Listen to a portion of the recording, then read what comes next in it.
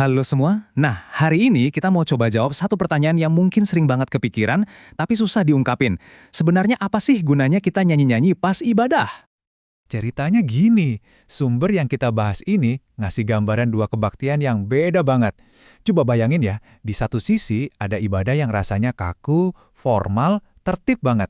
Di sisi lain ada ibadah yang heboh, penuh semangat, dan emosional banget. Nah, kontras yang tajam ini kan bikin kita mikir, jadi yang bener yang mana nih? Apa ada satu cara yang paling bener?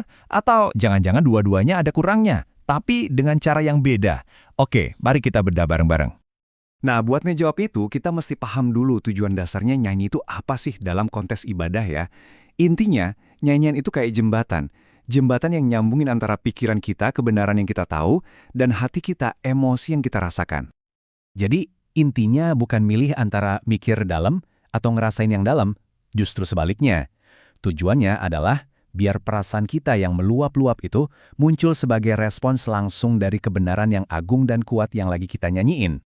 Ada seorang teolog hebat namanya Jonathan Edwards, dan dia tuh nangkep banget soal ini. Dia bilang nyanyi itu punya dua fungsi sekaligus. Pertama, buat ngungkapin perasaan yang emang udah ada di hati kita, dan kedua, buat membangkitkan perasaan-perasaan itu jadi lebih dalam lagi.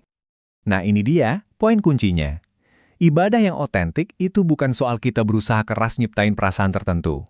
Ibadah itu adalah respons dari hati kita terhadap kebenaran tentang siapa Tuhan itu dan apa aja yang udah Dia lakuin buat kita. Oke, sekarang kita udah punya dasarnya nih. Yuk kita lihat alasan-alasan spesifik kenapa kita bernyanyi.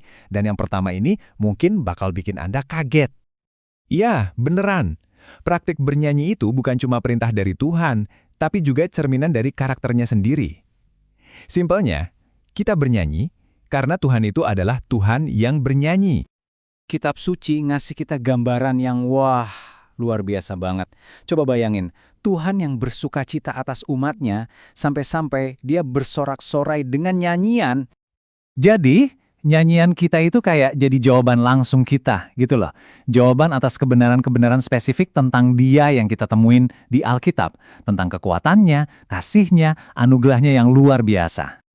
Dan ini bukan perintah asal-asalan loh, ada alasan moral yang dalam di baliknya.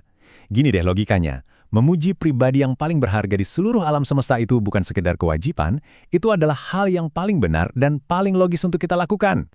Oke, sekarang kita lihat dari sudut pandang yang lebih luas lagi. Ternyata, nyanyi itu bukan cuma buat sekarang aja loh. Bernyanyi itu sebenarnya adalah bocoran atau pratinjau dari takdir kekal kita. Kitab Wahyu ngasih kita gambaran keren banget soal surga.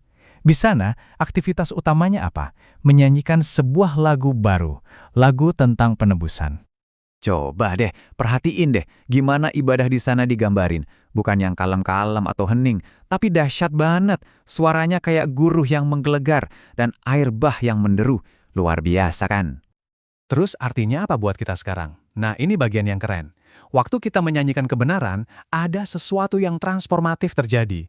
Sesuatu yang mengubah kita dari dalam. Ada satu cerita bagus banget buat ngegambarin ini, dari bukunya C.S. Lewis, Pangeran Kasban. Nah, ini dia yang luar biasa. Si singa, Aslan, kan sebenarnya nggak berubah ukurannya. Tapi, kapasitas Lucy buat ngeliat kebesaran Aslan yang sesungguhnya, itu yang bertumbuh seiring dia sendiri bertambah dewasa. Nah, sama persis kayak gitu. Waktu kita nyanyiin kebenaran tentang Tuhan, bukan Tuhan yang jadi lebih besar. Dia kan udah maha besar dari sananya. Sebaliknya, kitalah yang berubah. Hati dan pikiran kita jadi diperluas, biar bisa nangkep sedikit aja dari kebesarannya yang tak terbatasi itu. Ini ninggalin kita sama satu pertanyaan buat direnungkan. Mungkin tujuan utama ibadah itu bukan buat ngejar-ngejar perasaan tertentu, tapi buat terlibat sama kebenaran sedalam-dalamnya, sampai kita sendiri diubahkan oleh kebesarannya.